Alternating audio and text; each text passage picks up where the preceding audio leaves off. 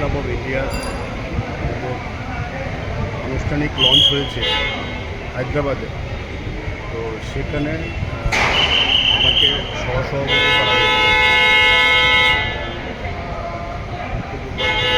দায়িত্ব আমাকে দেওয়া হয়েছে। আমাদের আগামী জানুয়ারি মাসে আমাদের নেক্সট যে গভর্নিং কাউন্সিল, এটা আমাদের জানুয়ারি মাসে আগরতলাতে হবে। আগরতলা ঠিক করেছে।